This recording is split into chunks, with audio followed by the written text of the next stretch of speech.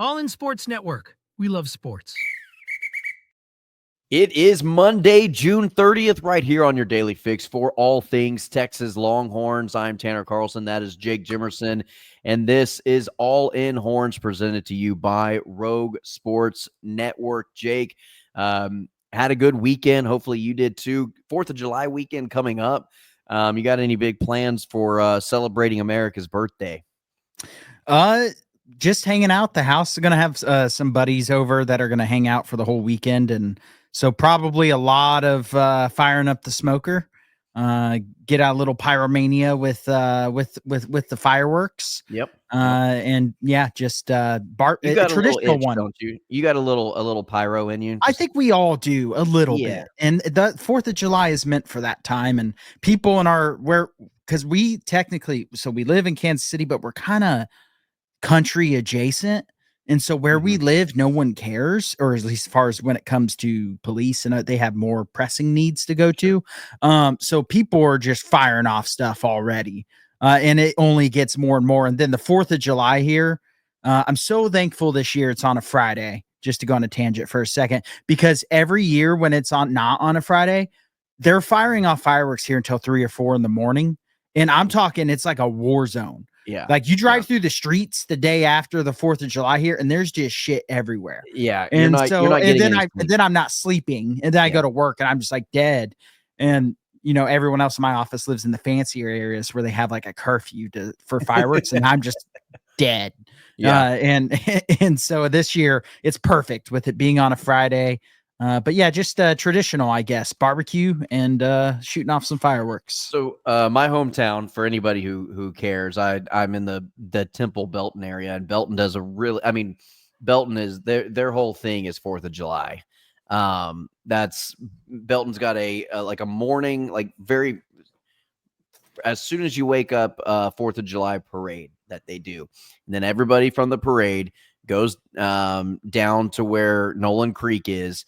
And they've got all the 4th of July festivities already set up. They've got a hot dog eating contest. They've got like a little carnival thing going on. They've got, all the funnel cakes and all the 4th of July things, And so we'll probably go to the parade, probably take the girls down there, try to catch a glimpse of the 4th of July hot dog eating contest. There will be, unfortunately, no Joey Chestnut, the GOAT. He's back, by the way, which is huge news for America. America wins when Joey Chestnut is engulfing hot dogs on 4th of July.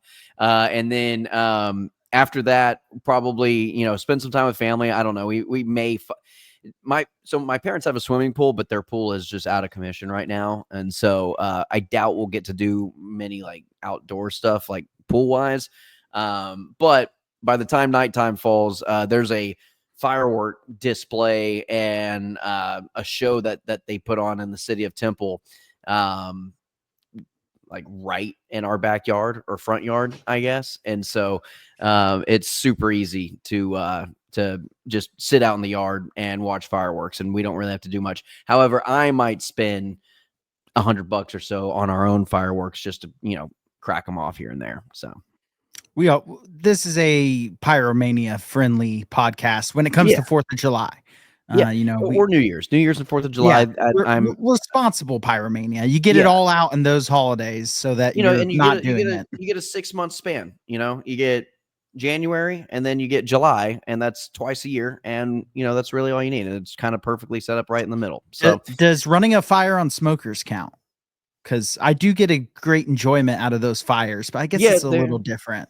Yeah, there's an enjoyment factor in that aspect as well, though. All right, Jake, big news for the Texas Longhorns baseball team.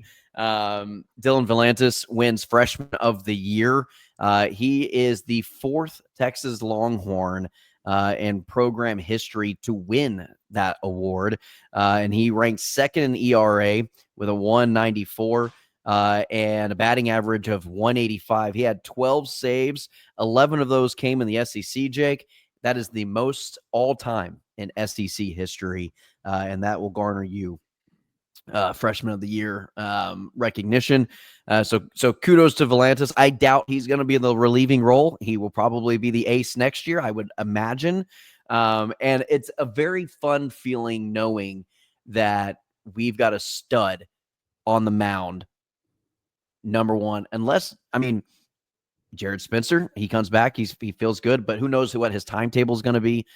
He might I not think make he it might have back. been his last year of eligibility. Oh, was it? Okay, was it? I Was it believe his senior so. year? Okay, all right. I'd have to double check that, but I don't think he's going to be back. And I know with all the COVID stuff, it's all kind of towards the tail end of all that, and so at this point I don't know what players are eligible for anymore. I'm completely at a loss for how long people are. Yeah, he was a eligible to play. senior. Okay, all right. So Volantis, the number one guy going into next year, probably hands down. Yeah, I mean, they're going to have a really solid pitching crew next year. I think probably one of the best we've seen. There'll actually be hype around it this year, unlike this past year. I think this past year was more of just a pleasant surprise. But watching Volantis pitch, and I think we both talked about it multiple times during the season, talking on the podcast, how when you watch him pitch, it's fun. It's like watching it's like watching, maybe he's not as good as him, but like watching Paul Skeens makes baseball fun. Because you watch a guy and you can just see the movement in the ball. You can see it's a different level of pitcher than even, other professional players. Yeah. And Volantis has a little bit of that, or actually a lot of that with what he put up in that first year. So just the fact we're going to get to watch him pitch more makes me really excited, just because he was one of my favorites to watch throughout the season. And we didn't get to see him enough, and next year we will. Yeah. And baseball is one of those things where next year may be his last year, depending on where he gets drafted and whatnot. So Texas fans, be excited that you have him for one more year and he will be in that ace position. Hopefully he decides to stick around and play another season or two for Texas. Who knows? But, baseball is one of those sports where you can be a one and done, or you can, be here for 2-3 years. And it's a fickle sport to where it is kind of like the quarterback position, where you probably want a little bit more experience, but teams are probably willing to take a little bit more of a risk, knowing the potential that you've got. And if you've got the stuff or not, they always talk, do you have the stuff? I think Volantis has the stuff. And so it'll just be, again, I don't know what his draft stock is. I'm not that in tune with baseball prospects going into the MLB or anything like that, but I would imagine that it's pretty high up there. Yeah, it's weird to me because just with the year he had, you think he would already have high stock. Yeah. And so I don't pretend to understand. I just want to understand. I'm just trying to understand the game of baseball better before getting into all the nerdy draft stuff. Yeah. Because I mean, Jake, it's tough for me, and I'm a basketball fanatic. I love college basketball. There was once upon a time where I was much more in tune with the NBA than I am now, but I'm not in tune with the NBA. We have an NBA topic that we're going to discuss today, but I don't pretend to know the NBA draft hype and players, the prospects going into the NBA draft. I always think there's certain qualities, there's certain traits, there's certain potentials, there's certain things that they show, length, size, all the things that NBA scouts understand much more than just your common viewer, such as myself. And baseball is very similar, except I think even to a more extreme than even basketball is. Yeah, analytics in baseball is kind of where analytic craziness in sports started. Right. I mean, go back to Moneyball. and that kind of started the whole craze. So baseball just a little bit different on that pro side, but you have to imagine it's unlikely we get 3 more years of Volantis. So sure. Got to kind of enjoy every start he's going to get on the mound next year. And speaking of NBA, 2 things. One is not on the docket. It just popped up in my head. We were talking draft. Trey Johnson goes to the Washington Wizards. And then Kevin Durant, traded to the Houston Rockets. A lot of speculation, Jake, about him going to the San Antonio Spurs. Your Spurs, our Spurs, did not pull the trigger on that trade. I want to know how what your feelings are about that. Here we go. We got a hat switch. Oh, there you go. I'll switch it for the NBA topic. For NBA talk, yeah. So where do you want to start, Jake? You want to start with KD going to Houston, or do you want to start with Trey Johnson going to the Washington Wizards and possibly ending his career? Yeah, let's talk about the Trey Johnson, because that's got to be one of the worst places He could have ended Worst up. destination in the NBA. I mean, it's that New Orleans and Charlotte, I think, are the top When's three. the last time the Wizards were in the playoffs? Gilbert Arenas? And There maybe may Trey have Johnson's good enough to at least put there him on may a have been a map. John Wall year thrown in there somewhere. Oh, that's probably it. But I mean, we're talking like 8th seed losing the first round. Right. To LeBron and the Cavs or something like that. Yeah. Yeah. But maybe he can help kind of turn things around there and at least make them a playoff team and competitive. But you feel like there's not going to be any spotlight on him unless he's just putting up ridiculous numbers. Cause I can't remember the last times again, I'm like you, I'm not as privy to the Spurs not being good for a long time has definitely played into that. Yeah, I can't remember the last time the Wizards were talked about like at all. Again, John Wall probably was the last time. Yeah. And so, yeah, just in a positive light, that's not the laughing stock of the NBA. Yeah. And so, yeah, I hope he does well in Washington, but I wish he could have ended up somewhere else. I mean, I would have rather, the Mavericks ended up around where they should have, or if they were going to jump up to that around that range and then get a Trey Johnson, versus Nico getting a bailout and getting to tell fans it was all part of the vision. Totally not bringing this up to poke at you. I appreciate you trying to put the old spin zone and put it all on me. Nico Harrison, dude, what a absolute joke to try to make it seem as though this was all part of the plan. Oh yeah. What was the exact quote, Jake? Can you find that quote? He said, he said along the lines of, and this is almost exact, I hope the fans are starting to see the vision. Yeah, that's right. That essentially, that's almost exactly word for word. Something about the vision, dude. It is an NBA lottery now. Yes, is the NBA here's one of two things that's happening, Jake. Either A, he's just an absolute idiot and is that stupid to not realize, or to make it seem as though he thinks the fans don't realize that it's an NBA lottery and they had a 1.3% chance of getting the number 1 overall pick to get Cooper Flag. Either he thinks the fans are that dumb to where they actually believe there was a vision here, or B, flip side, he's admitting that the NBA is rigged and it was a predetermined Adam Silver saying, oh yeah, no, if you trade Luka to LA, which will help ticket sales and viewership and all this, that, and the other, then I will give you the number 1 pick. Those are the only two things he could possibly mean whenever he says there was a vision in play. Yeah, it was one of the most, and everyone immediately called him out of how stupid that quote was. Fire Nico chants were said during the Cooper Flag pick, which is great. I'm glad the fans aren't letting him off the hook. Yeah, that's the biggest shame in them getting the number 1 pick, which, by the way, completely took that away from the Trey Johnson talk, but I had to bait you into that. I appreciate that, yeah. But you did get my blood going a little bit. Yeah. I wish anyone but the Mavericks won the first pick, and not even because it's like, oh, I hate the Mavericks, just because Nico doesn't deserve to have any type of absolutely not. No. Any type of out. They had like a 1% chance. Actually, they tanked in the worst possible way because they had the worst odds to get the first pick. Yeah. They didn't even tank correctly, and they still ended up it. And how crazy is it, Jake? I know the Spurs, when the Spurs got Wemby, those odds were pretty low to get Wemby, and 2 out of the last 3 years, one of the more lower percentages to actually get the number 1 overall pick ended up being the number 1 overall pick. Because I remember the Spurs' percentages, I mean, they were at like 3, 4, 5-ish%, something like that. It was not high because I was actually pretty excited, and it looks like the Spurs had a 14% chance. Oh, but wow.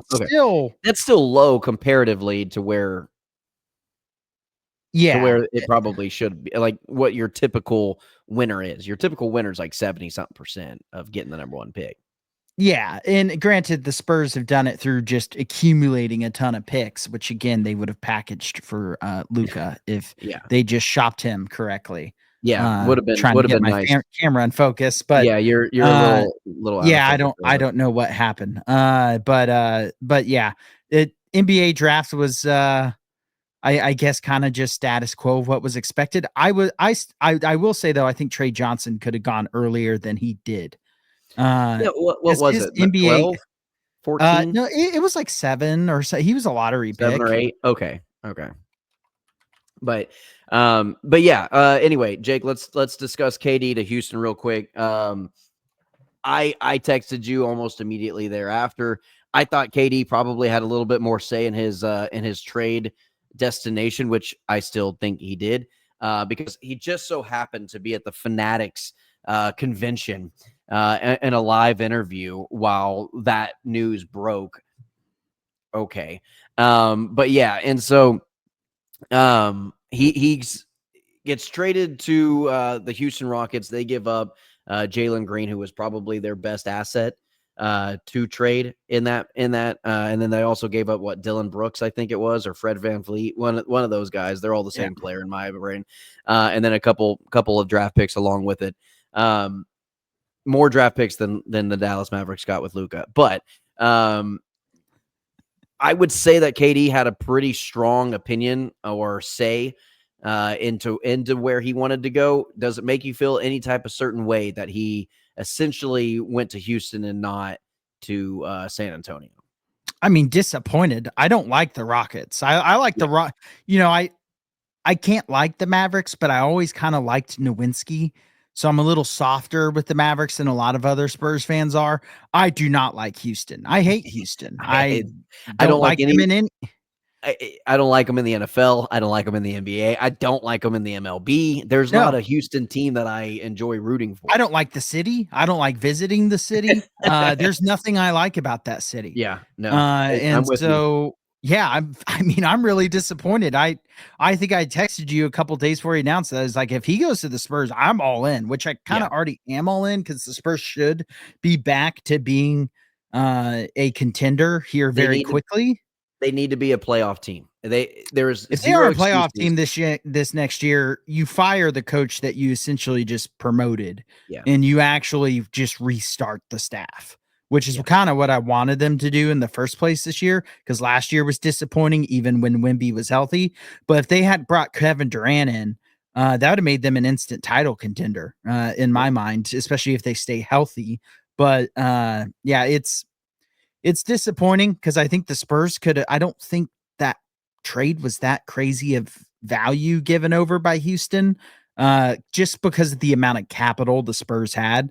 So I was a little surprised he didn't end up in San Antonio. And I think it was between San Antonio and Houston. So I'd be curious to know if KD just preferred Houston over San Antonio, Yeah. or if the Spurs were just not willing to offer whatever Phoenix was asking for. Yeah, I wouldn't know. Maybe other than the fact of that, Houston is just maybe a little bit more established than San Antonio is right now, and that's kind of where he's like, I need win now. I don't know how many more years I've got left in me.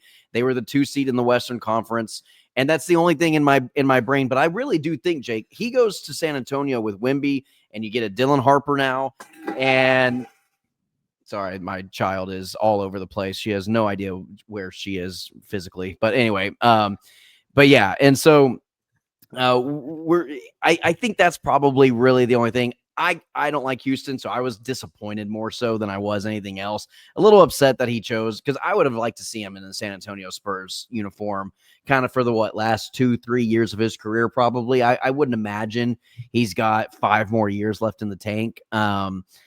He might, in terms of like his skill set, but I don't know if he just wants to be in the NBA for that long. I think he's only probably in it for another 2 or 3 years. I would imagine. I don't know.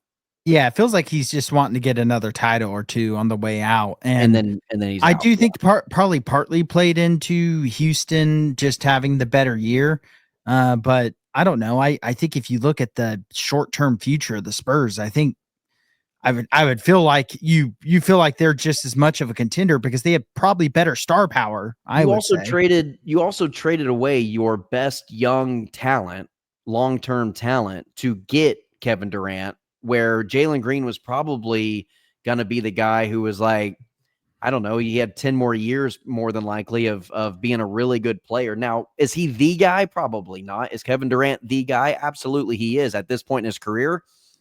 I don't know. Which is what Houston was missing last year, to be fair. I agree. That's what they were missing, was a guy to be the guy in the fourth quarter. That's when Golden State took over those games, was in the fourth quarter. Because guess what? Golden State has the guy in Steph Curry. They have a really good guy. Yeah.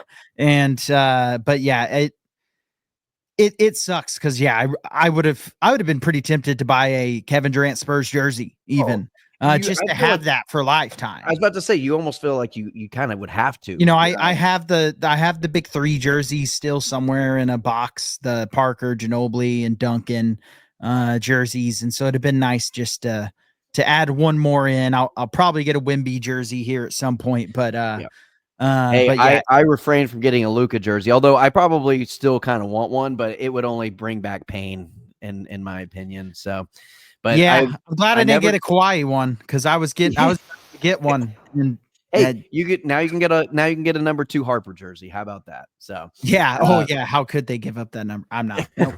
We're not doing that. We've already gone too long. How could they give up that number? All right. Well, that's going to do it for today's episode. Let's go ahead and wrap up this show. And then tomorrow's episode, we're going to talk a little college football, just kind of the state of college football, some re-conferencing alignment already happening. I wouldn't say realignment. I would say conference adding some teams in. And so anyway, let's go ahead. We'll get into that discussion tomorrow. Stay tuned, like, share, and subscribe. Put your alerts on. For Jake Jimerson, I'm Tanner Carlson. This has been your daily fix for all things Texas Longhorns. And as always, ladies and gentlemen, hook 'em. All in Sports Network. We love sports.